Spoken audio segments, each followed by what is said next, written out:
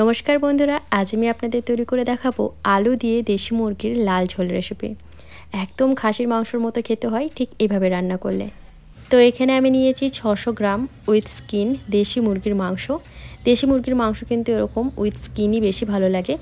তো ভালো করে ধুয়ে পরিষ্কার করে রেখেছি। আর মশলার জন্য এখানে নিয়েছি কাঁচা লঙ্কা, শুকনো লঙ্কা, বেশ কিছুটা পরিমাণে রসুনের তুলনায় আদাটা কিন্তু একটু কম নিয়েছি, আর দুটো মিডিয়াম সাইজের পেঁয়াজ নিয়েছি। তো মশলার জন্য প্রথমে মিক্সিং জারের মধ্যে কাঁচা লঙ্কা, শুকনো লঙ্কা আর রসুনটা দিয়ে দিচ্ছি। এর সাথে আমি আদাটাও দিয়ে দেবো। এখানে মোটামুটি ওই 1 ইঞ্চি থেকে একটু কম আদা হবে, তবে রসুনটা কিন্তু অবশ্যই আদার তুলনায় বেশি দিতে হবে। আর যে মিডিয়াম সাইজের দুটো পেঁয়াজ নিয়েছিলাম সেখান থেকে অর্ধেক পেঁয়াজ এর মধ্যে আমি দিচ্ছি।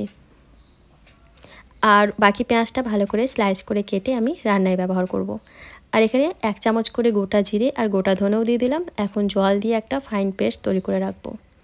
রান্নাটা করার জন্য কড়াইতে দিয়ে দিলাম বেশ কিছুটা পরিমাণে সর্ষের তেল।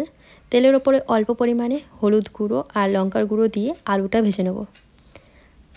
আপনারা যদি আলু অপছন্দ করেন তাহলে আলু ছাড়াও কিন্তু রান্নাটা করতে পারেন। তো এই যে আলুটা কিন্তু ভাজা হয়ে গেছে, এখন আমি তুলে নিচ্ছি। তবে দেশি মুরগির মাংসে কিন্তু আলু দিলে বেশ ভালো লাগে খেতে। এখন ফোড়নের জন্য দুটো তেজপাতা দিয়ে এর মধ্যে দিয়ে দিচ্ছি গোটা গরম মশলা, ওই এলাচ, লবঙ্গ আর দারচিনি। ফোড়নটা কিছুক্ষণ ভেজে নেওয়ার পর এর মধ্যে দিয়ে দিচ্ছি স্লাইস করে কেটে রাখা পেঁয়াজটা।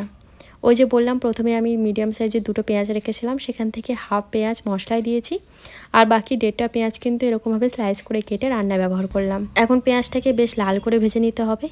তো এই যে পেঁয়াজটা কিন্তু খুব সুন্দর করে ভেজে নেওয়ার পর এর মধ্যে মশলাটা অ্যাড করে দেবো। প্রথমে যে মশলাটা আমরা রেডি করে রেখেছিলাম সেটাই। এখন মশলাটা দেওয়ার পর খুব ভালো করে আমাদের মশলাটা কষাতে হবে। মশলা যত ভালো কষানো হবে ততই কিন্তু রান্নার স্বাদ ভালো হবে। মাঝের মধ্যে দিচ্ছি 1 চামচ লবণ, হাফ চামচ হলুদের গুঁড়ো আর হাফ চামচ কাশ্মীরি রেড চিলি পাউডার। এতে খুব সুন্দর কালার আসে। তো ব্যাস, এখন কিন্তু মিডিয়াম ফ্লেমে ভালো করে মশলাটাকে কষাতে হবে। মাঝের মধ্যে আমি একটা মিডিয়াম সাইজের টমেটো অ্যাড করে দিয়েছি। তো মশলা খুব ভালো করে কষানোর পর এর মধ্যে আমি মাংসটা অ্যাড করে দিচ্ছি। এখন মাংসটা অ্যাড করার পরও মশলা খুব ভালো করে মাংসের সঙ্গে কষাতে হবে। মিডিয়াম ফ্লেমে ঢাকা চাপা দিয়ে কষাচ্ছি। একটুখানি পরেই কিন্তু মাংস থেকে একটু জল বেরোবে, তো এক্সট্রা আমি জল অ্যাড করিনি। তো এই যে আস্তে আস্তে কিন্তু মাংস থেকে জল ছাড়তে শুরু করেছে। তো মিডিয়াম ফ্লেমে এভাবেই কিন্তু নেড়ে ছেড়ে কষিয়ে নিতে হবে। খুব ভালো করে মাংসটা কষানো হয়ে যাওয়ার পর এর মধ্যে আমি ভেজে রাখা আলুটা অ্যাড করব। তো এই যে দেখতেই পাচ্ছেন মশলাটা কিন্তু খুব সুন্দরভাবে কষানো হয়ে গেছে, মশলা থেকে তেল ছাড়তে শুরু করেছে। এখন ভেজে রাখা আলুটা দিয়ে আরও কিছুক্ষণ কষিয়ে নেব।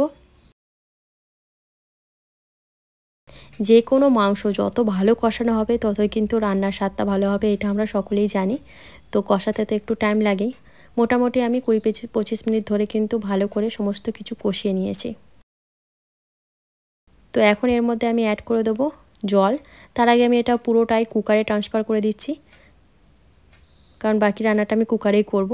কুকারে দেওয়ার পর এর মধ্যে গরম জল অ্যাড করলাম। যতটা ঝোল রাখতে পছন্দ করেন সে অনুযায়ী জল অ্যাড করতে হবে। শেষের মধ্যে বাটা গরম মশলা দিয়ে ঢাকনা লাগিয়ে মোটামুটি 3টে থেকে 4টে সিটি দেবো। তারপর একবার চেক করে নেবো যে মাংসটা হয়েছে কিনা, কারণ বিভিন্ন রকম মাংস বিভিন্ন টাইম নেয় সেদ্ধ হতে, তো সেই অনুযায়ী কিন্তু সিটিটা দিতে হবে।